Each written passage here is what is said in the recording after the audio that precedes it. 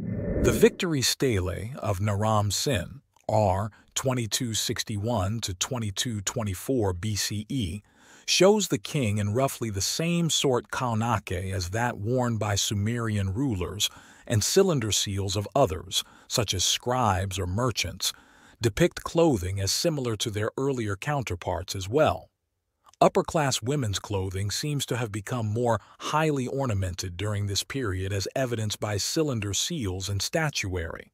The image of the poet-priestess Enheduanna, LL 2285 to 2250 BCE, has her in an ankle-length dress, possibly of descending layers, wearing a decorated hat.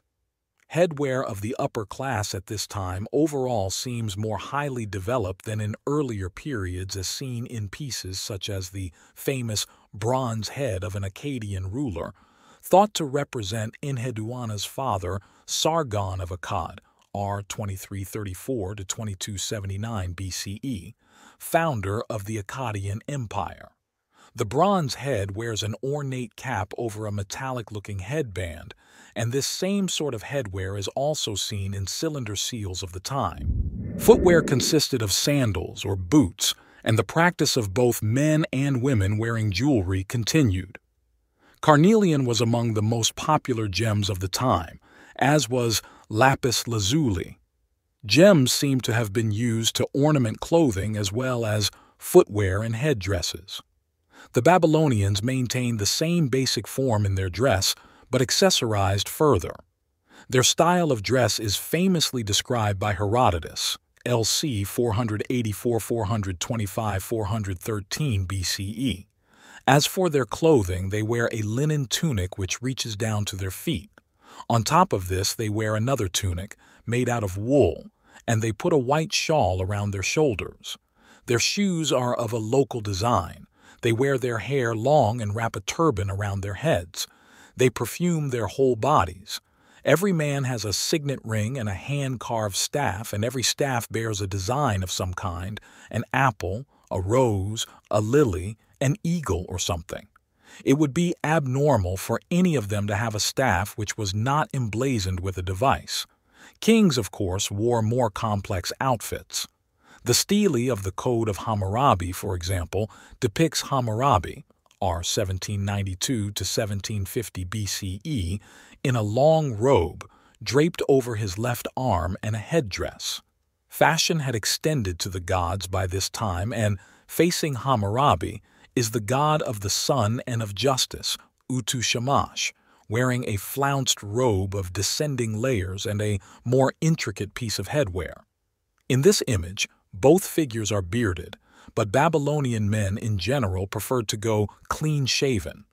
Upper-class robes and tunics were made of linen and lower-class ones of wool. The basic form of dress for a man was some form of hat, a simple tunic with additional layers if one could afford them, and sandals. Women wore the same basic outfit but with greater ornamentation and variation in accessories. As in the past, the length of one's clothing indicated social rank, as those with more money could afford longer tunics or robes. The lower classes of Babylonia, generally speaking, wore short tunics or kaunakes, no headdress, and carried no staff unless their job required it. Priests continued to be identified by their long robes and, because the goat was considered sacred, a goatskin shawl or wrap. Men and women both wore cosmetics, especially kohl beneath the eyes to protect against sun glare, as well as jewelry. As with earlier Mesopotamian cultures, people carried cylinder seals as a form of identification and to seal legal documents, and this was sometimes pinned to one's robe or tunic. Men and women of the upper class favored brightly dyed fringed clothing, which, because of the time it took to make, was out of reach of the lower classes. The Assyrians continued the kaunake style of dress, but with greater variation in color and a much higher degree of ornamentation. Assyrian clothing was more ornate and intricately accessorized than any of the Mesopotamian cultures that came before them. Clothing was primarily woolen, even for kings, although linen was used for some items worn as accessories by the upper class, such as scarves.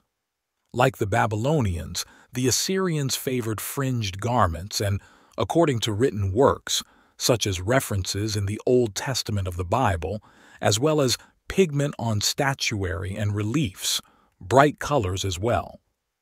The Book of Ezekiel, 23:12, for example, describes the Assyrians as clothed most gorgeously, King James Version, and the phrase Assyrian garments came to be associated with high fashion. Fashion in Mesopotamia also included hairstyles, manicures, and pedicures perfected by the Assyrians. Men and women both had their hair cut, oiled, sometimes dyed and perfumed, or else shaved their heads and wore wigs. Perfume and deodorant were made from boiled aromatic plants ground and mixed with oil, and could be very expensive, especially frankincense. Cosmetics, as noted, were worn by both men and women who regularly used body and face lotions, mascara, eyeliner, and lip balm.